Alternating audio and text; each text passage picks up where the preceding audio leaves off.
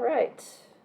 Speaking of finish lines, we have more to do in Example 3 and Lecture 3, but are there any homework questions to start with?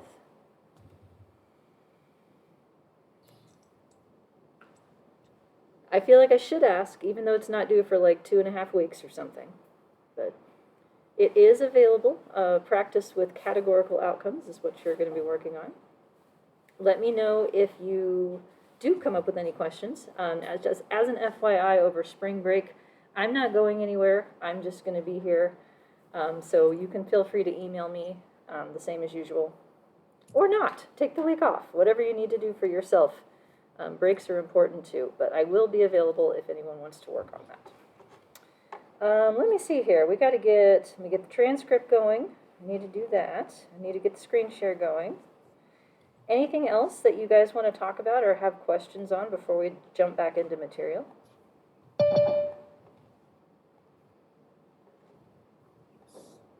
No? Everyone's all quiet? Fair enough. Hey, Prof. Go ahead. Yeah, Prof, I wanted to find out where does correlation and regression fit in the scheme of things with respect to the course arrangement? Okay, so that is a question that you will get a different answer to depending on who you talk to.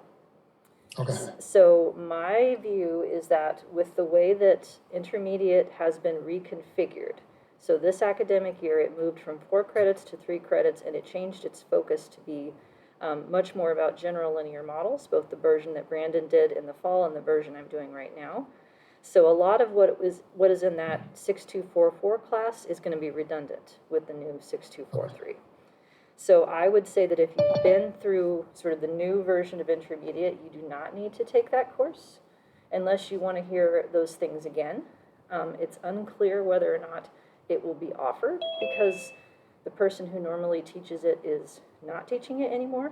So I'm not sure what will happen to it. It's being taught by an adjunct right now, for example.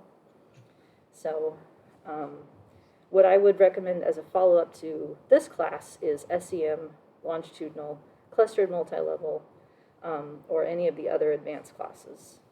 Okay, thank you. Sure. And then Nathan, did you have a question too? Yeah, so when it comes to with count outcomes, like the distribution of residuals, is it heavily skewed? Is that like a characteristic of count outcome data? Yes. Okay. Yeah, in most cases, there is a positive skew to counts because there's no upper bound on what a count can be, but there is a lower bound of 0. And so as sort of a natural consequence of that boundary, you end up with positive skewness. So the trick is picking the right conditional distribution that anticipates that positive skewness. So we talked about 2 so far. We'll do a little reviewing. What are the 2 conditional distributions that go with counts that we talked about so far? Poisson is one of them. Negative binomial is the other. What's the difference?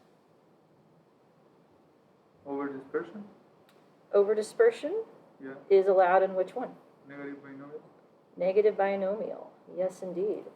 So if a Poisson looks like this, where the mean and the variance are supposed to be the same, as you can tell, the higher the count mean goes, there's not a lot of skewness. So it anticipates it on the lower end, but not so much on the higher end, whereas negative binomial has an extra, this k thing right here that allows the variance to exceed the mean as a quadratic function of the mean. So we can estimate what this k is, and if it's estimated as close enough to 0, then this part goes away, and you're left with Poisson. So you can think of these as nested models where Poisson is nested within negative binomial. We're going to do a likelihood ratio test to answer the question of whether or not we need the extra stretchy factor. And we haven't talked about any of the 0 inflated ones yet. That's probably coming today. And the other thing that we get to pay attention to with respect to fit is a new statistic, the Pearson chi-square divided by degrees of freedom, which is a way to indicate whether or not the variability in the data matches what the variability is thought to be according to the model. So in each of these terms here on slide 12, for instance, let's go Poisson. The numerator is the residual in the count metric, so the unlinked one. And the denominator is what the standard deviation is supposed to be at that level of expected count. So if the model is a good match for the data, this ratio should be 1. And to the extent that there's more variance than what the model is anticipating, the ratio goes above 1, and that's an indicator of misfit. And fun fact, Poisson in French means fish. I did know that, actually. That's the one French word I know. And it's because of this that I know it. Yeah, it's one of those that gets capitalized, interestingly. I'm not sure why. I don't know if it's like a person who invented it. I'm sure someone can look that up for me. But I think it was a person in French. Last names typically reflect profession, so you probably had a fisherman in his family. Oh, that's interesting. Okay. Well, there you go. So we started looking at an example. Should we go back to that, or is there more that we want to talk about with respect to count prediction? What's my link function for counts? We'll do that one. Log link. Log link. There are others, but they're hella confusing and rarely used. So for all intents and purposes, it's just going to be a log link. And that is because we only need to worry about a lower boundary. So where the log is used to avoid predicted negative counts, but we don't have to worry about positive counts because they can be whatever they want to be. So we started looking at example 3 then. And just to remind you the story with this, this is a two-way ANOVA type design where one of the factors is a motion regulation strategy that participants were instructed to use when listening to conversations that were designed to upset them. And there is a control group where they were given no real strategy, a strategy of cognitive reappraisal, or a strategy of suppression. And spoiler alert, suppression is not good for you. The other factor in the design that makes it a two-way design is whether or not the participant has a history of interpersonal violence, or IPV. And so that's a measured variable, not manipulated. But the idea is that these effects of emotion regulation strategies may differ for different kinds of people. So in this analysis, I've simplified it to just those two factors as predictors and specified interaction between them.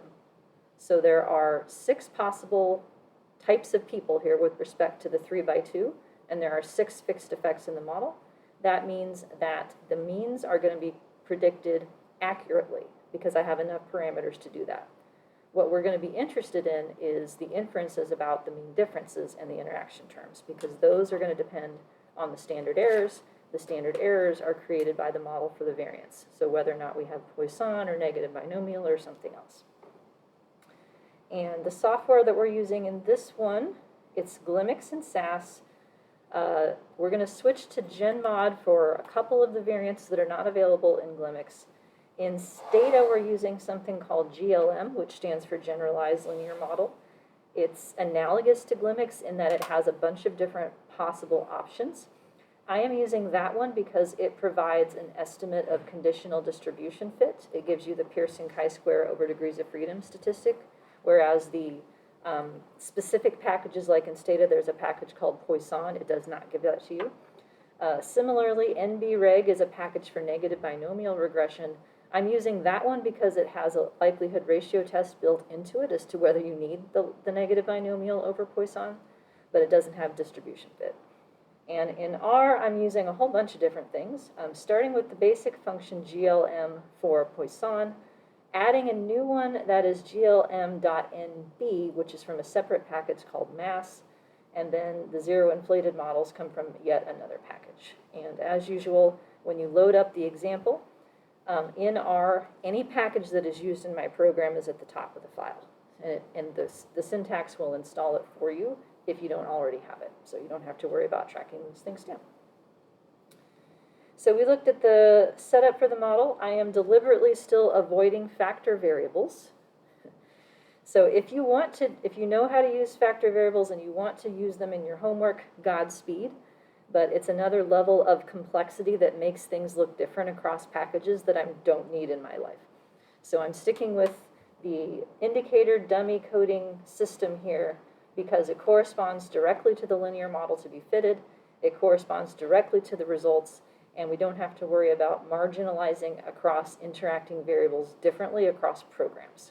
So this way is a little bit more tedious, but it's ultimately gives you more flexibility and control over what your model tells you. So I have a strong preference to do things this way, but there are other ways to deal with categorical predictors. So 2 new predictors created then. The control group's the reference, and then control versus cognitive reappraisal and control versus suppression are the other 2. IPV is dummy coded already, where 0 means I don't have that history. And we looked at these means. So these are just the means from the data. So this is the average count of aggressive verbalizations in the condition that was designed to make people irritated.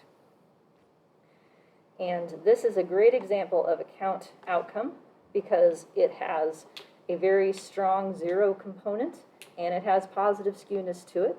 So the question that we have to ask is, after we put in our 5 predictors that differentiate our 6 conditions, does the model accurately predict the proportion of zeros here, or do we need to do something else in addition? And does the model accurately predict this positive skewness here, or do we need to do something else as well? So those will be the questions that we answer. And one of the things about count data that is present in this example as well is that the mean is usually related to the variability. So the higher you get, the more variability you can have around that mean because you're not truncated at 0. So we see that here, and the model will have to adapt for that. So here's my linear predictor. This is the same across every model in this example. And then here are the simple slopes, as they are called, conditional slopes. How would you get the effective IPV for any condition? And then how you get the 3 possible condition differences for any level of IPV. So I think we talked about the code for that last time. Is this something that you guys feel comfortable with, or do you want to go through it again? What do we think? Comfortable, don't need to focus on it, or thumbs down, maybe we should talk about that? Got a couple thumbs up? Okay, all right. So my advice, if you're trying to figure out what these coding statements should look like, and so I'll scroll down to R because that was the one that I think most people are using at this point. If you set up the simple effects first, then you can set up the interaction terms because an interaction term is a difference of simple effects. So for instance, if I want to know about whether the effect of cognitive reappraisal relative to the control condition differs as a function of IPV status, an interaction term would give me the difference between these 2 differences. So that's the way that, at least in ANOVA language, when everything is with the categorical predictor, interaction terms are always differences of differences. So this first line right here that I've highlighted on page 5, this is one difference, this is another, and what I'm interested in is, are those differences the same? Question. Yeah. When we perform this contrast, so what we are going to have will be the difference in log expected counts? Yes. And then we can take the incidence rate ratio to see the effect size. That is right. Nice. So yes, these are going to be in log count. Each of these is a slope that's describing the effect of cognitive reappraisal for one type of person, for the other type of person. So then the code to get the difference of these 2 as the interaction term is literally the subtraction. So the zeros cancel, these 1s cancel, these zeros cancel, so the only thing that's different between those 2 lines is right there, and that's why that alone tells us the difference between how cognitive reappraisal differs from control, whether that is the same effect in the IPV none as in the IPV yes group. So in particular, these are the tricky ones. These are the ones that are not given directly by the model. Everything else is, just, I think, for the most part. So cognitive versus suppression, those are the non-reference groups. And so that's where we get to this -1,1 pattern right here. And note that the -1,1 pattern shows up in the interaction terms when it's IPV equals yes, because it's multiplying the moderator variable as a 1, and so the -1 stays here. And so then if I subtract this, start with this line and subtract this one, you end up with the result that's down here. So that's the tricky one to get because it's a linear combination of multiple effects. Okay. Any questions on that?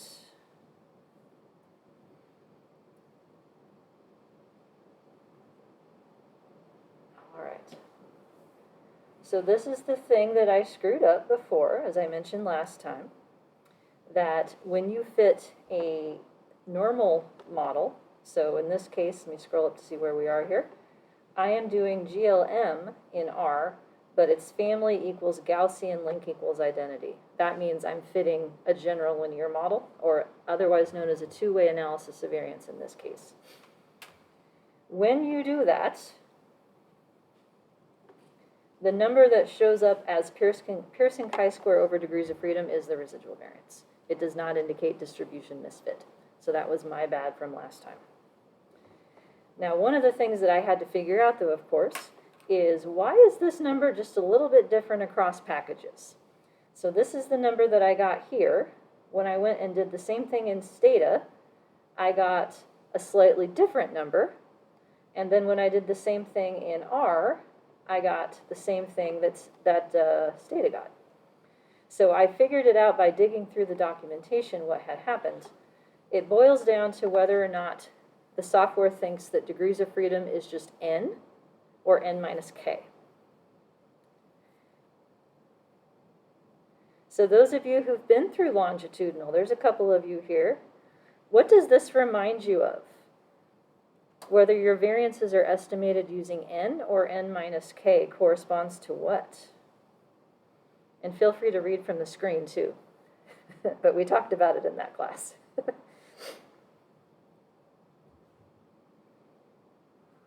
Is the difference between and within the observations? It's not between versus within the observations. It's two different ways of estimating variance. It boils down to Emil versus Remmel, actually. So here's an interesting thing that happened. When you request maximum likelihood estimation, what is supposed to happen is that variances are estimated using a denominator of n. When you request residual maximum likelihood estimation, the denominator is supposed to be n minus k, where k is the number of fixed effects. So, for instance, I built this little Excel table. It's in your download packet. We have 225 people here. I used 6 fixed effects. And so the question is whether the total sums of squares for the residuals in this model are divided by 225 or 219. Now, to me, SAS has it right, because I said do maximum likelihood, that means n. However, that number in Stata is based on Remmel instead. So even though the model is being estimated by maximum likelihood, it's calculating the variance using residual maximum likelihood as a basis, and R did the same thing. So there's a little bit of discrepancy across programs with respect to the normal model. The only reason that I'm making this point is because I don't want estimation to be a confound in describing why the model results differ. I'm trying to do everything in maximum likelihood so that we can just focus on normal versus Poisson versus negative binomial. But it didn't work out that way. So Stata results are SAS results, I should say, are internally consistent where everything is with respect to what the ML solution would be. And note that we have this thing right here. That thing labeled scale, if you fit a normal distribution and identity link, that is just your residual variance. So the output looks a little bit different from a generalized linear models program. And then, let me skip for a second.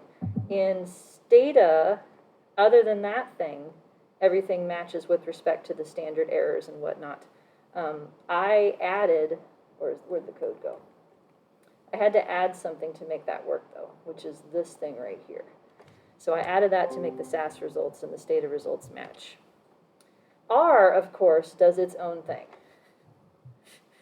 So here's what I think has happened, and I do not know why. Even though I said use maximum likelihood, and the -2 log likelihood that R gave back is the right maximum likelihood -2 log likelihood, it's not the REML version, everything else it gave me is the REML version. So the numbers are a little bit off because of this difference in, where did it go? Lost it again. Sorry for all the scrolling. 225 versus 219. That's responsible for the difference in the variance, which is in turn responsible for the differences in the standard errors, which is in turn responsible for the differences in the test statistics. So there's like a trickle-down thing of weirdness here. But anywho, we can interpret the results as a place to start and then see how they change as a function of fitting a proper count model. So I pointed out this result right here, which is the predicted count for somebody who has a history of IPV, who was in the cognitive reappraisal condition. And do you remember why I said, uh-oh, out here?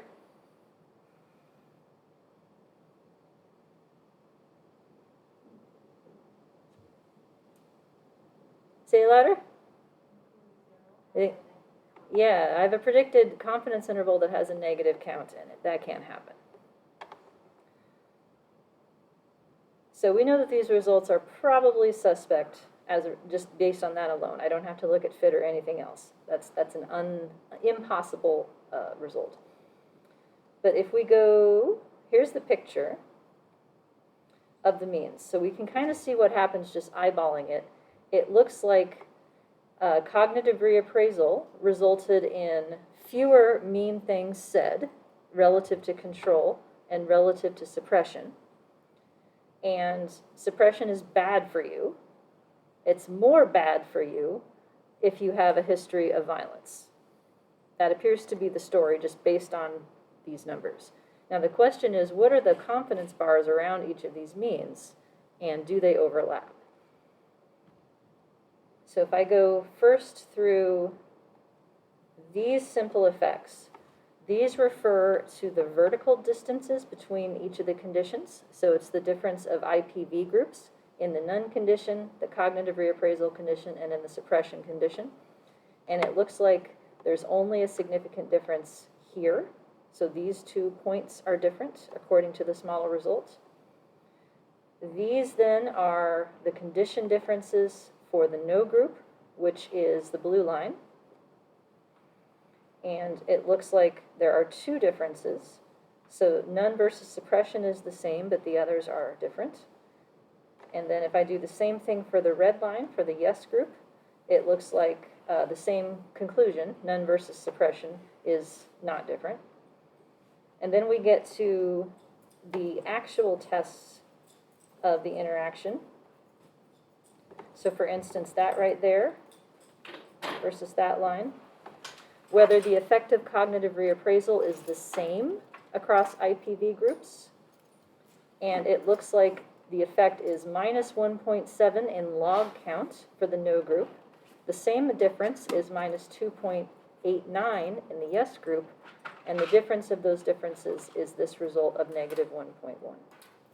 So I would say that the effective cognitive reappraisal is stronger or weaker in people who have IPV as a history.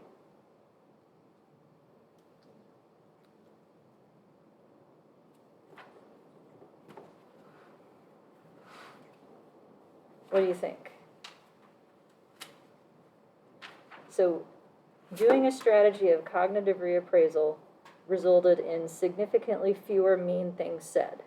in each of these two groups. Does having a history of IPV make that effect stronger or weaker? I'm assuming weaker. IPV history is this one. Oh. Yep, and this is the no. So stronger. Yeah. Negative. More negative, stronger. Yep. So it looks like numerically the effect is stronger in the IPV group, but not significantly. Likewise, if we do none versus suppression, these two, there's no difference that's significant, at least, in either of these groups. And those two numbers are not significantly different as well. And then last but not least, cognitive reappraisal versus suppression in each. So both of those are significant, simple effects. Being told to suppress your feelings results in more mean things said relative to told to do cognitive reappraisal. And the same pattern, this effect is bigger in the IPV group. So it looks sort of like strategy matters more in people who have a history of violence, would be kind of my big picture conclusion. But there are three possible interactions here given by the two fixed effects for the interaction. One's a linear combination and the other two are direct. So these are the two that are given directly by the model. This one is the difference of those two. And if I lump those two fixed effects together, I get a borderline significant result from that. So it looks like there's an interaction-ish, but not quite. And all of these pictures strongly suggest that a normal distribution for the residuals is not a plausible thing. Stata output. Stata, this is the general linear models routine. I don't think you guys have seen this yet, right? Stata folks?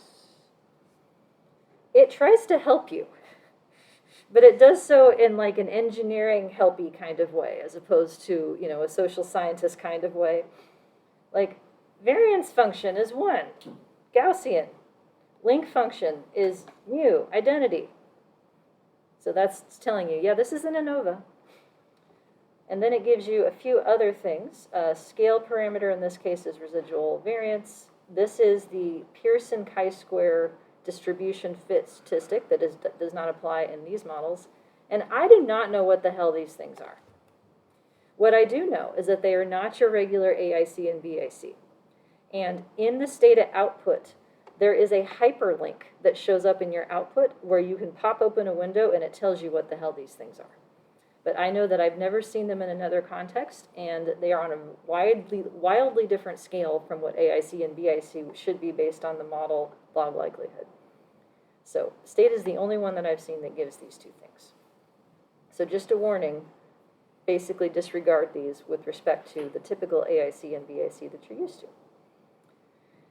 And then here are the 6 fixed effects in Stata. The full output from all of the LinCom statements that gives you the simple slopes and the interaction slopes are online as well. But that's exactly the same result as SAS, other than the standard error snafu once I corrected that.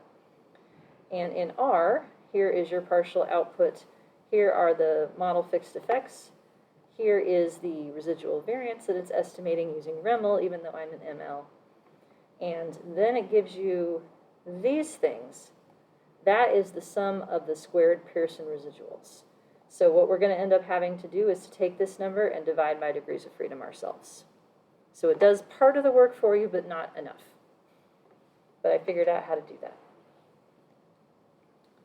Okay. Questions so far?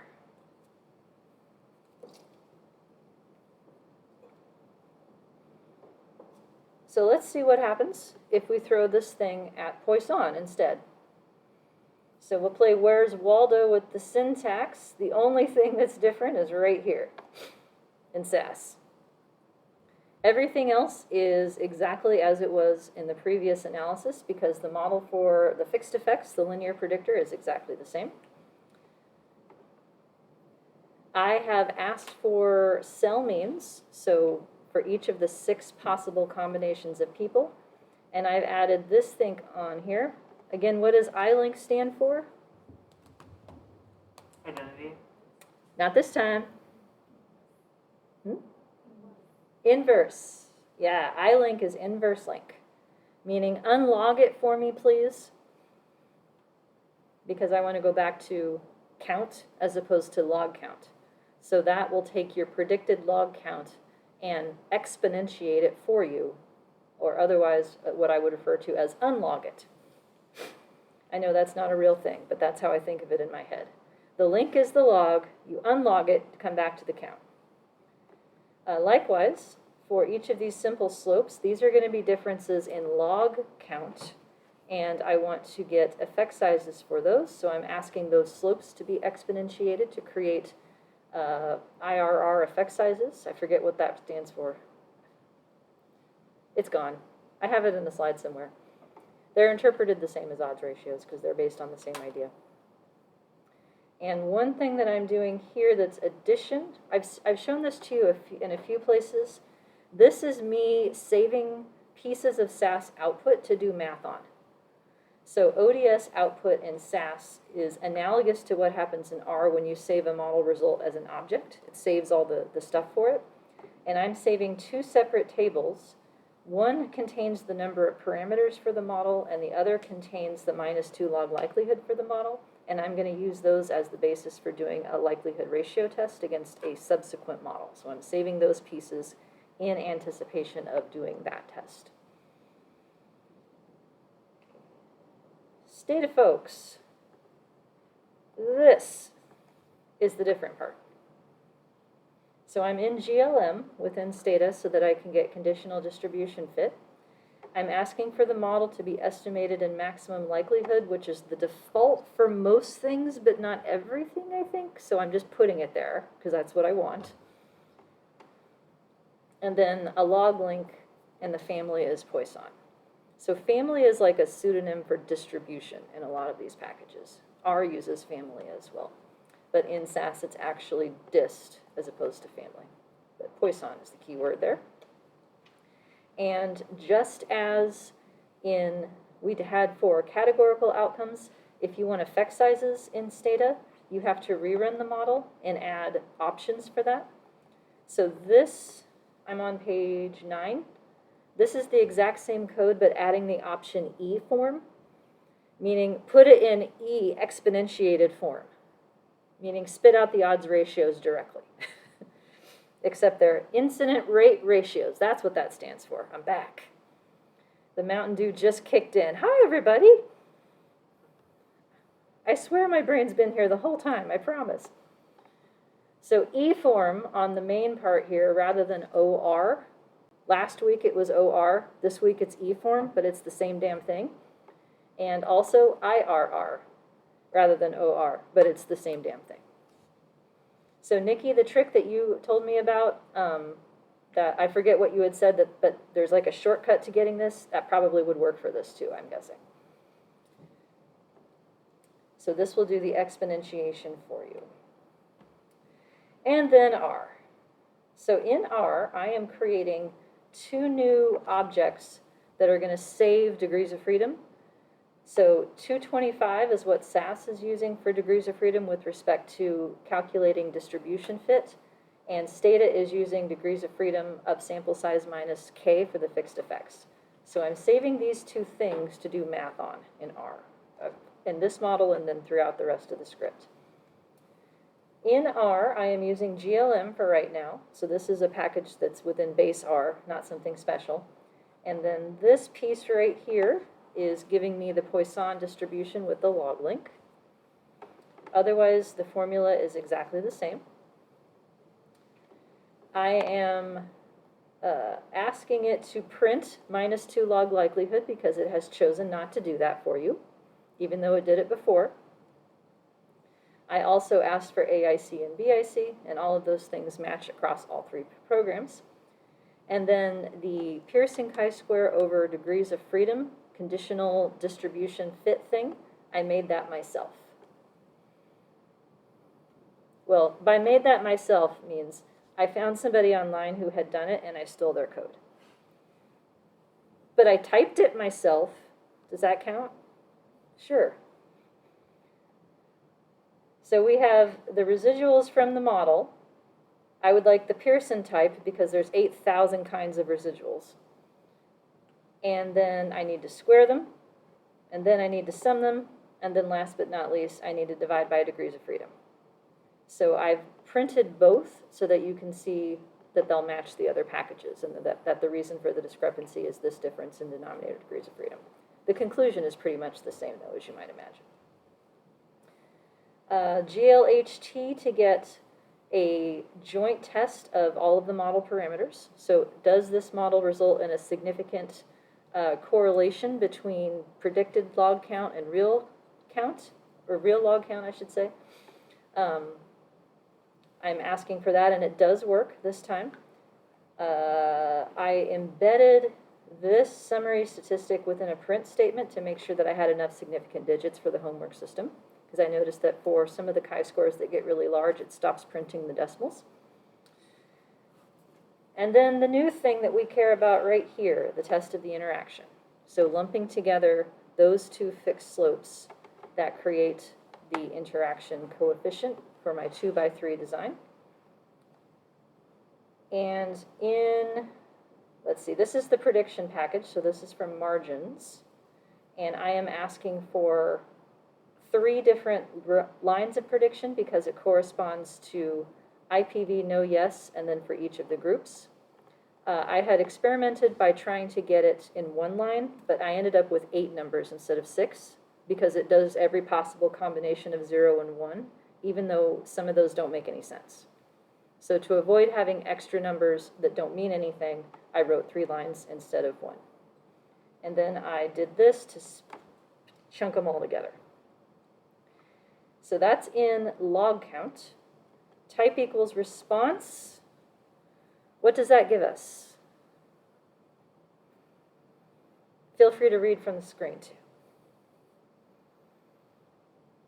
In R, if I say type equals response, what am I asking for? What kind of prediction?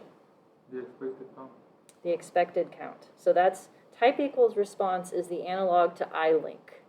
It takes whatever your model link function is and unlinks it to get back to the data scale. So these are going to be expected counts instead of log counts. Log counts are given up here. And then the same logic of simple slopes and simple slope differences right here. So none of that changes. And I exponentiated the simple slopes as well to get the effect sizes for those. So any questions on the code to get our Poisson model off the ground? So the only changes relative to a normal model is changing the link function, changing the distribution, and remembering to clarify whether you want IRR effect sizes or log count differences, and then predicted counts in a log metric versus a real metric. So we have to worry about the scale of the outcome. Here, yeah. Can you explain again, please, what is the purpose of the Pearson square? Yes. Chi-square? So the Pearson chi-square, here is the result for that. This is an index of conditional distribution fit. So for a Poisson model, it's going to be based on the ratio of what the data say the standard deviation is at a given predicted count, divided by what the model says the standard deviation should be. So if the model matches the data, the ratio should be 1. Okay. To the extent that the ratio is greater than 1, that indicates over dispersion, too much variance relative to what is predicted. And indeed, my Pearson chi-square is 4. So I don't know of any like heuristics to interpret these numbers other than that's not 1 and that's high. We are going to get down to something closer to 1, which I can live with. So that this is not good. So I'm saying it's probably better than normal because at least now I've controlled the problem of negative predicted counts potentially happening. But it still looks like this model has less variance built into it than the data say that they want to have.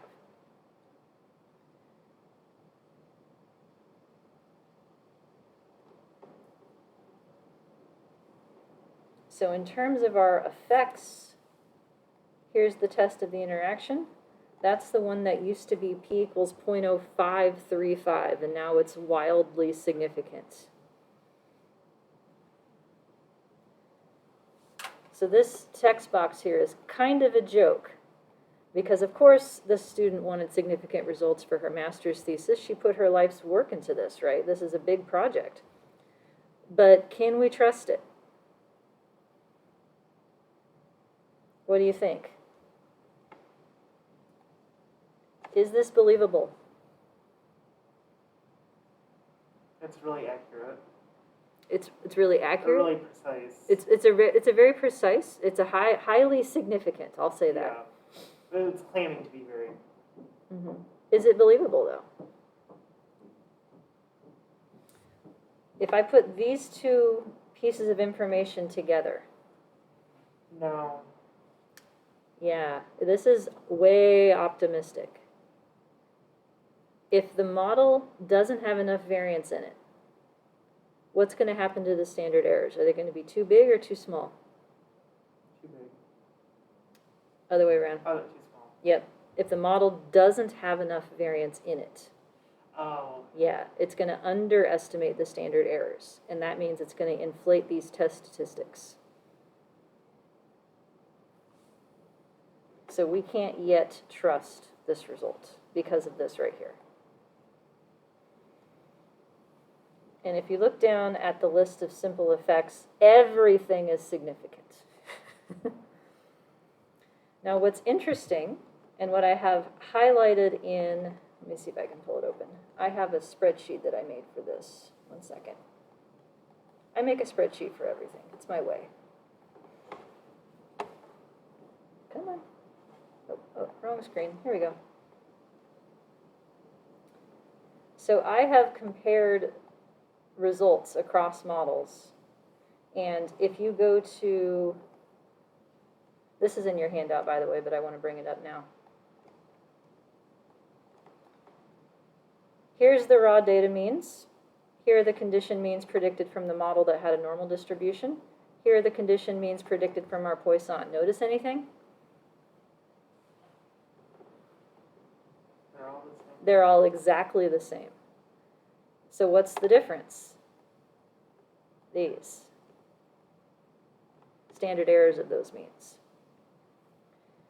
So in the raw data, the standard error is exactly correct because it's based on the standard deviation and the sample size for that condition.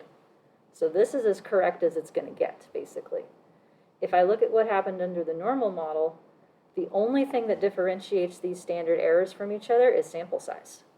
If these conditions had the same number of people, those standard errors would be basically the same. And if I compare the standard errors from the model that we just finished looking at with this one, they're all way low. So Poisson says that the variance is the same as the mean. So it's a non-constant variance.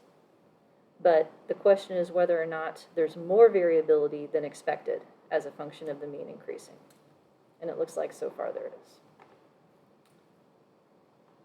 So it's not the results that change with respect to the fixed effects. It's the inferences that change, the standard errors and the p-values. Changing your variance model changes your standard errors. Lisa, could you please repeat the statement, or finish it rather, if the model doesn't have enough variance, it's going to underestimate? Yeah, so this Pearson chi-square over degrees of freedom statistic is telling me that the data have a standard deviation that's like 4 times the size what the model thinks it should be. So if there's not enough variance represented in the model, the standard errors are going to be too small. Okay, thank you. Sure, yeah, because in any kind of standard error, the numerator that goes into it is residual variance. So anytime your residual variance is too low, standard error is too low. Question? So, can you do like a step-by-step of the process we should follow if we see count data? Step 1, check this. If that's bad, stop. Get a new model. So this is a very long-winded version of, here's why this is broken. But the conclusion is, yeah, this isn't good enough yet.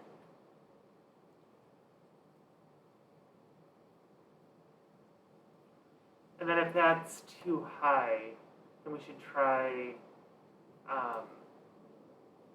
or is there, We need a model that has more variance in it. okay. So the question is how to do that. And this is where I said this could be a whole course. There's like 18 kinds of negative binomial models and generalized Poissons and things like that.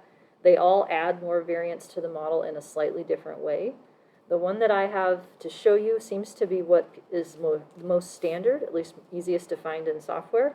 And it's been shown to work better than just having an additive extra variance. It's a multiplicative variance that's a quadratic function of the mean. So NB2 is what it's called. That's what we're going to do next.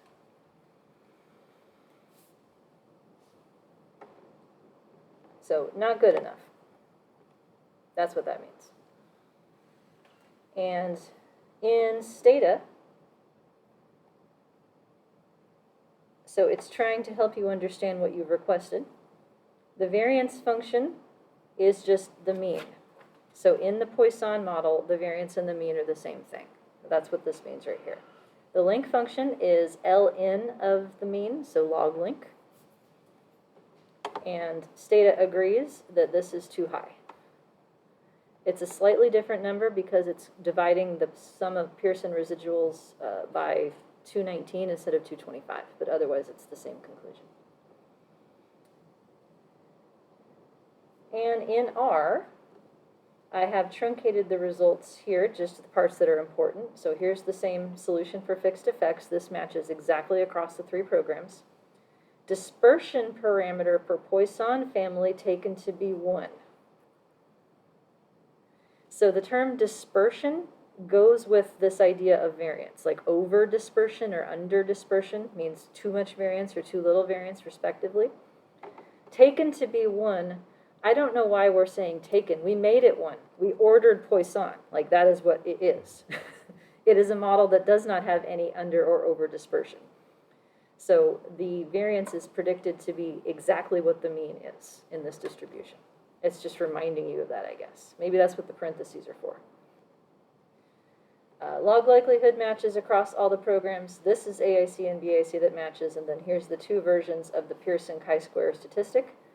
Again, I made both so that you could check it against SAS or Stata as you wish. But either way, same conclusion. 4 is not good enough. Okay, so you want to see how to fix it? So I truncated most of the syntax with respect to the simple slopes and interaction terms and all that stuff because it's exactly the same. We're still predicting log count. We still need to exponentiate the log counts to get predicted counts, but here's the difference. Negbin in SAS, and I am saving the results of this model to do a likelihood ratio test. Because SAS doesn't have it built in, I made a program that does this. So this right here is a call to something I wrote. It's a macro program called fittestg, and it's at the top of your SAS syntax. Basically, you just have to run it, and then it's loaded into memory, and then you can feed it takes 4 arguments. The table that has the fit statistics from the model with fewer parameters, the table that has the number of parameters from that model, the table that has the fit statistics from the model that has more parameters, and then the corresponding table. So these tables all came from these ODS output statements right here. You don't have to change any of this to make it work for your homework, by the way, when you get a chance to practice this. So I'm calling them parms NB and parm and fit NB as opposed to fit P and parms P for Poisson. And then I'm also going to get effect size a different way, because for models that are based in numbers, you can actually do something that is closer to a true R-square. So I saved predicted counts in the original count metric, so the iLink version, and I am going to then open up that data set and ask for a correlation of the predicted count with the real one.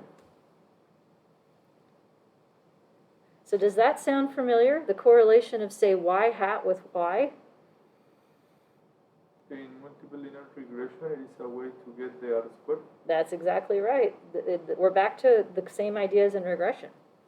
If I have a column of predicted counts that the model says, and I have a column of the real counts, I correlate those, that's R.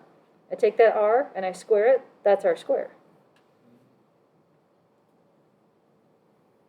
So because we're working with numbers, you can do things like that to get something that is a legit R square. And I think it's useful because this is something that even if people are not familiar with negative binomial regression, they understand this concept. How correlated are my predicted outcomes with the real ones? That's a measure of effect size of the overall model. For those of you who did multi-level with me or Jonathan, this is total R square. Same logic. When you put all the variance components back together again.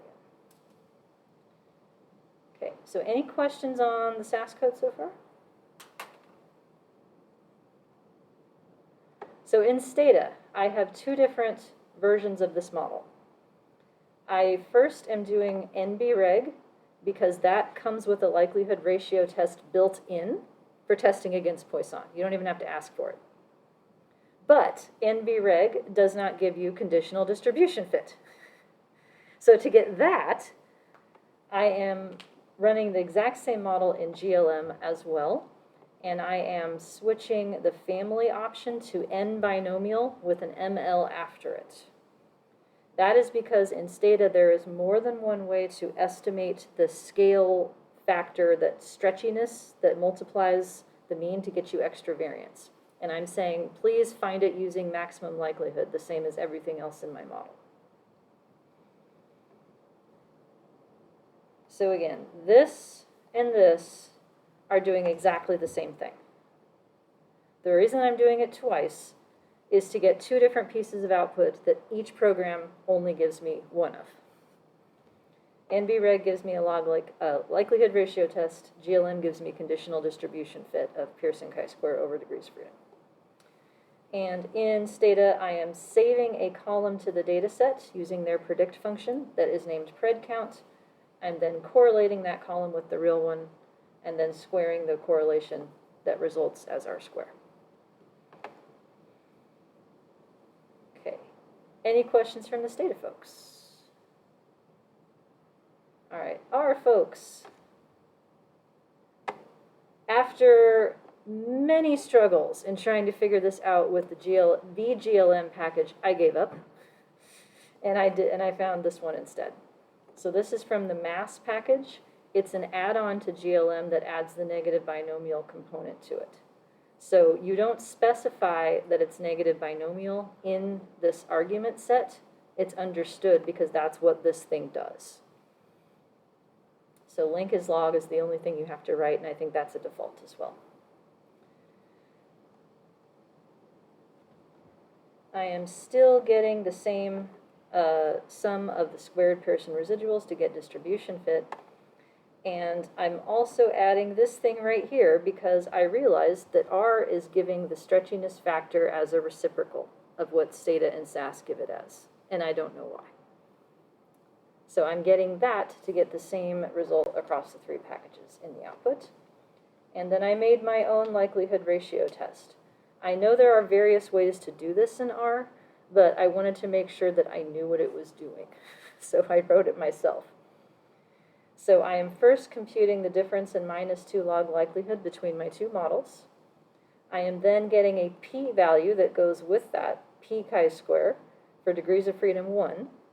And because the likelihood ratio test is testing a null hypothesis that's on the boundary of the parameter space, k of 0. Some people will yell at you for using a regular chi-square test and say you should use a mixture of 0 and 1. So I divided that p-value in half so that would give you both versions. In this case, it absolutely is not going to matter, but I wanted you to have this as a point of reference. And then last but not least, using the predict function to generate a new column in my data set that is the predicted count for each observation, and then correlating the predicted and the real columns, and then getting R square. So all the same things across programs. All right, any questions on the R syntax? Lisa, could you quickly go back to why you divided the degrees of freedom by half? This thing right here, the mixture p-value thing. Yeah. Okay, so anytime that you are testing the addition of a new parameter to a model where the null hypothesis for that parameter is the boundary of what it can be.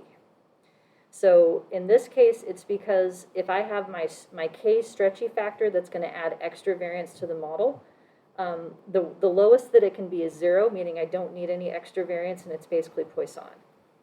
Similarly, whenever we are going to be adding random effects to a model, and you want to test whether or not you need that extra variance component, the smallest that a variance can be is 0. So when the null hypothesis is the boundary of what is possible, a regular chi-squared distribution does not work for the likelihood ratio test. The solution to it is what's known as a mixture distribution. And what you would do is use half of it as the regular degrees of freedom for the comparison. So 1 here, because we're adding one parameter. There's one k stretchy parameter that differentiates negative binomial from Poisson. And we're mixing it with a chi-square distribution of 0, which is what would have happened if the k parameter went negative. So we're trying to adjust for the fact that it can't go negative. And a chi-square of 0 is 0. So it results at the end of the day of dividing your p-value in half. So if you were looking like the Wikipedia chi-square distribution, then it would be like df equals 0 versus or like what? Yeah. Okay. I'm sure we can find that. I have something. I should have put this in the slides. Let me find something real quick. This will be. See how long it takes me to pull it up. By the way, this is the real reason that I keep all of my class notes online, is so that I can find them again. Because I know they're on the internet. The longitudinal course has a picture that I want, and it's in lecture 5. And this is a really long lecture. I remember this one. There's a picture towards the end. Yeah, this is a preview. Those of you who want to hang out with me in the fall. The longitudinal course is yellow. So, come on. Here it is. Okay. So I have a slide on this. In this case, it's about testing a variance that's greater than 0, but the same thing applies to testing a k factor against 0. We need a mixture of chi-square distributions. So here is a picture. This little inset picture right here, let me make it bigger. Try to make it bigger anyway. There we go. Do you see this dashed line right here and this solid line right here? Right here? That's the difference between using a regular chi-square distribution and a mixture chi-square distribution for adding one parameter.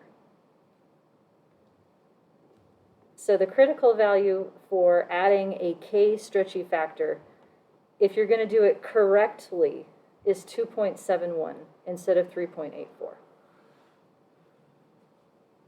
Yeah, I see it. It's some of you are like, yeah. And this is such a small difference that I really can't bring myself to care. I just can't.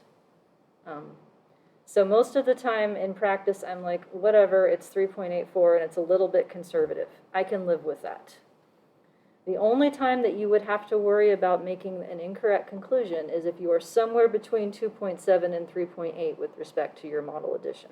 So it would be a borderline case in that. The same is true for 2 degrees of freedom. Here's the difference between the correct mixture chi-square of 5.14 as a critical value versus 5.99. It's the difference.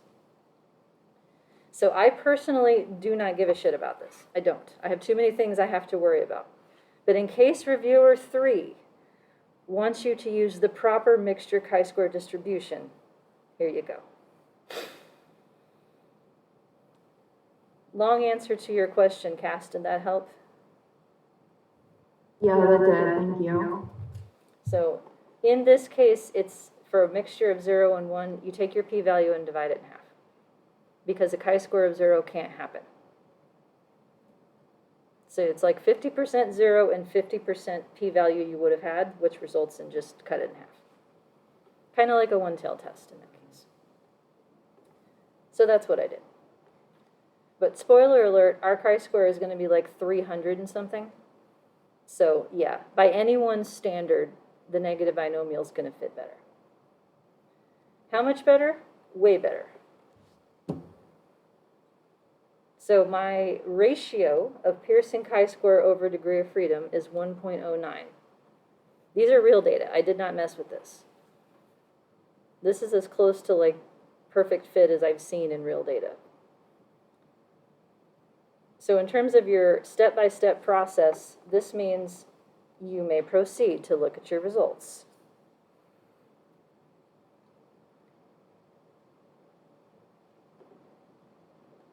So this is the difference of what the model now says the variability is, how it's constructed, I should say.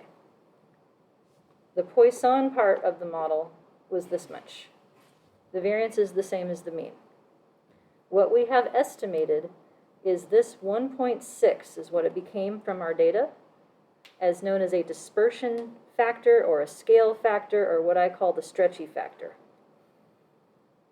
It's a multiplier of the mean squared.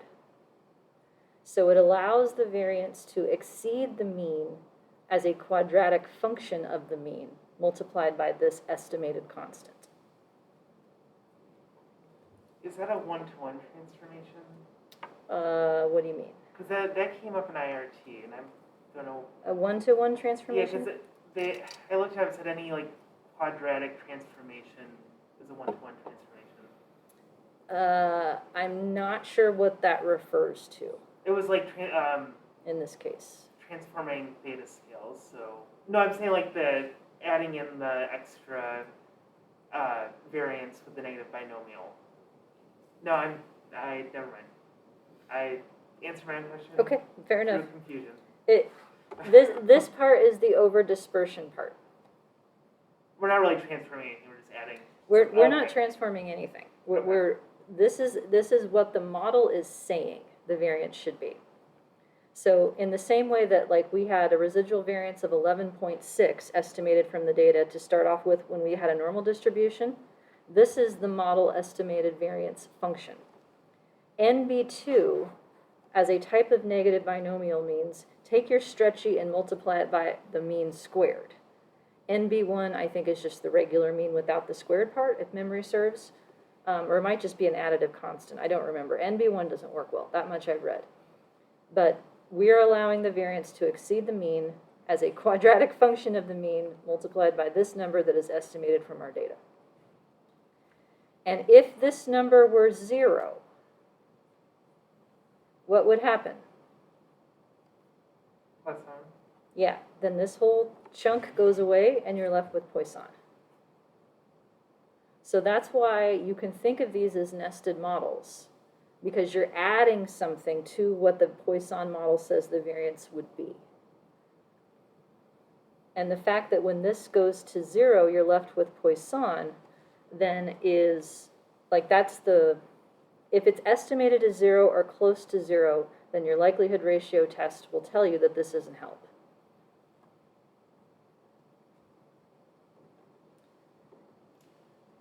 Okay, question? So the overall goal is just to make the theoretical distribution they're using to compare the data to fit Yep. as best as possible. We're trying to see if the standard deviation of the residuals in the data matches what the model says it should be. And this 1.09 means it's pretty damn close. It's just an eensy bit bigger in the data, the 0.09 part, but I can live with that. So the difference in -2 log likelihoods across the two models is up here, summarized for you. The Poisson model's -2 log likelihood was 1155. The negative binomial's -2 log likelihood is 819. So -2 log likelihood is smaller is better. How much smaller? If I take the difference of those two numbers, it's 336. 336, not 3, right? So by anyone's standard, the negative binomial parameter that stretches out the variance is not 0. it's 1.6.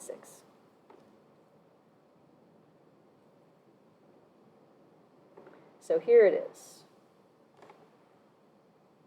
Now, how that shows up is going to differ across packages.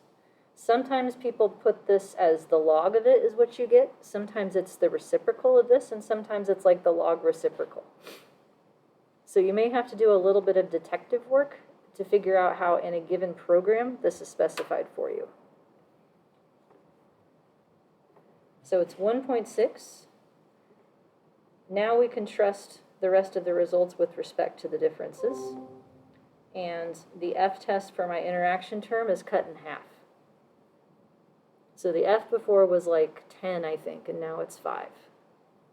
So it's still significant, and this is why the paper got published, quite frankly. It was 0.05 from the normal model, and now it's 0.005.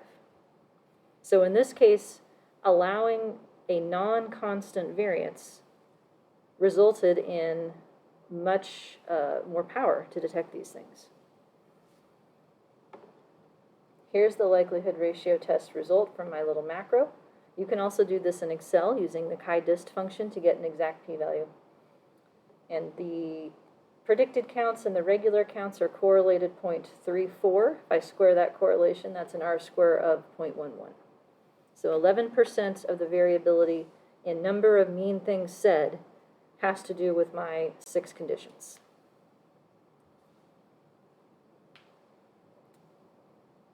And here is the output from NB, Reg, and Stata that gives you the likelihood ratio test.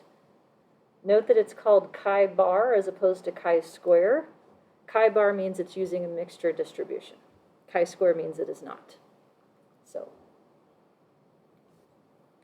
here's the 1.6 stretchy. Here's the natural log of it. It gives you both.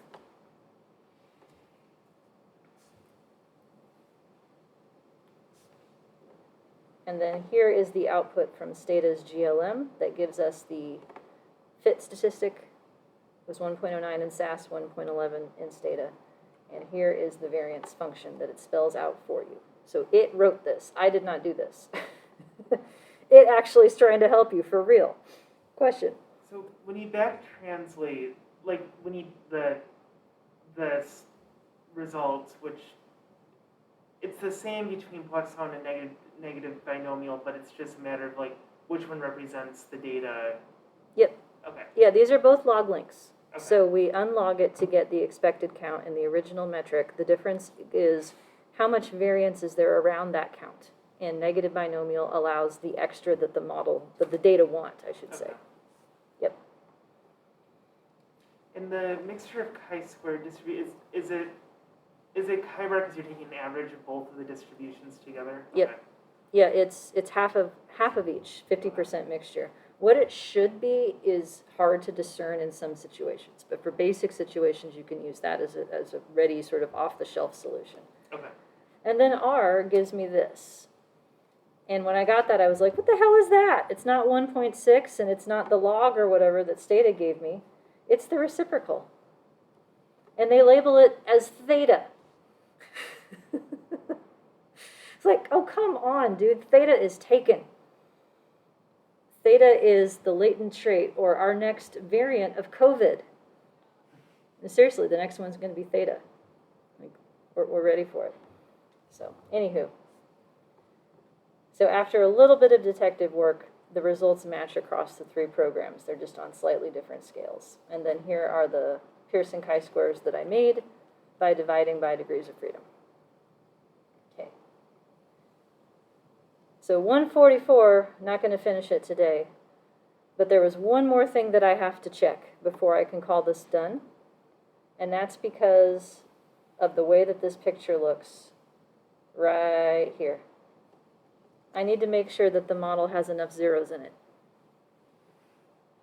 because this is way a lot of zeros for a Poisson or a negative binomial model. So we're going to check to see whether I need something extra in the model that is known as zero inflation.